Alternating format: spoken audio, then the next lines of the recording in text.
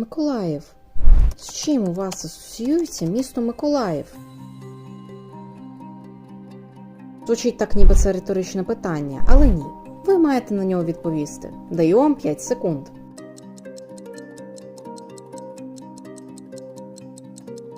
Те, як ви відповіли, не має значення. У даному випадку я хотів почути слово «кораблі».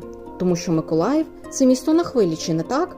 Так, Миколаїв довгий час був центром кораблебудування в Російській імперії та СРСР. Але у нас же ж відео не про кораблі, правда? Так. Просто я хочу сказати, що кораблі будували для того, щоб вони на чомусь плавали. І це не обов'язково моря чи океани, а, наприклад, річки. Тому давайте розглянемо річку Інгул. З першого погляду, це звичайна річка. Довжина 354 кілометри, площа басейну майже 10 тисяч квадратних кілометрів. Але я не про це. З першого погляду здається, що колір води синій. Звичайно, тому що вода поглинає всі кольори, крім синього. Синій колір вона відбиває. Але давайте підійдемо ближче. Вона ж зелена!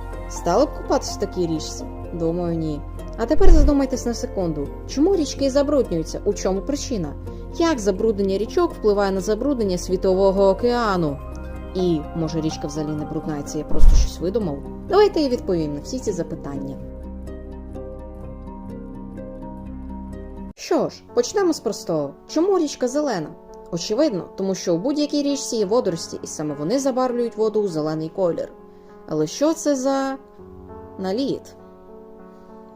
Це розмноження водоростей. Але що у цьому може бути поганого? Із-за саморозкладу бактерій у водоростях у воду потрапляють токсичні речовини, які цю воду забруднюють. А також ці бактерії відбирають кисень у інших мікроорганізмів, внаслідок чого починає масово гинути риба. Ви спитаєте, нащо я вам це розповідаю? У чому причина виникнення нальоту? Люди – найголовніша причина зелених річок. Люди безвідповідально експлуатують водні ресурси. Саме через людей у водойму потрапляє велика кількість органічних, біогенних та фосфатовмісних речовин. Невеликий відступ скажу, що приклад – синтетичні мийні засоби, які ви використовуєте в господарстві. Ну а ще ой-ой-ой-ой, достатньо! А також ви впевнені, що у всіх містах є необхідна кількість очисних споруд? Не впевнений щось.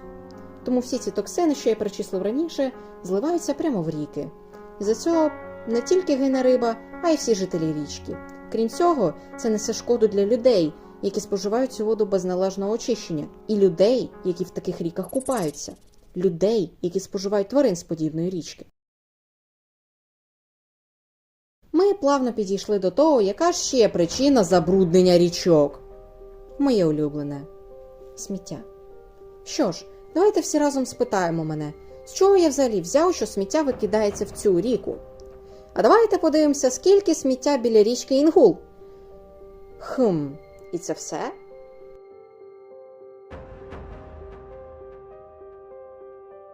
Ой, я помилявся. Люди самі собі чинять шкоду і навіть не задумуються про це.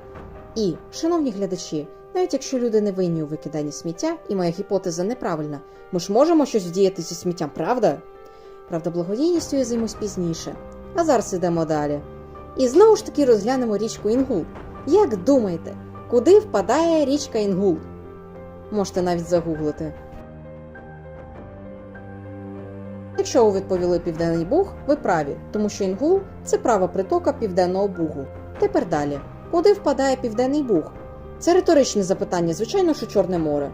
Чорне море впадає у Мармурове море, Мармурове море в Середземне, а Середземне море – в Атлантичний океан. До чого це я? А це я пояснив спосіб забруднити океан. Просто викиньте сміття в Інгул, і з невеликим шансом це сміття опиниться в Атлантичному океані.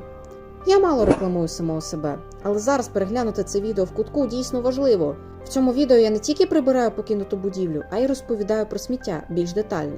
Вибір тільки за вами, я нікого не зобов'язую. Якщо чесно, це вся інформація, яку я підготував. Хочете знати, що таке токсини, харчові відходи? Ви взагалі знаєте, що таке органіка? Ні? Може, я колись і зроблю відео про токсини чи щось подібне. Але зараз вам допоможе одне єдине слово. І ви його чудово знаєте. У мене якраз телефон якийсь завалявся. Точно не мій. Беремо голосового помічника. У мене це Google Асистент. Окей, Google, що таке органіка? А ось і відповідь. Ще одне. Якщо я закінчу розповідати основний матеріал, то де висновки? Моя відповідь. Самі робіть висновки. Мені, наприклад, захотілося задонатити на благодійність. Десь 50 гривень. Текс. Оп. Ура! У мене є ще одне прохання до вас. Ні, не підписка і лайк. Ненавиджу тих, хто клянчить підписку і лайк кожні 3 секунди. Поділіться цим відео з усіма, кому байдуже на екологію.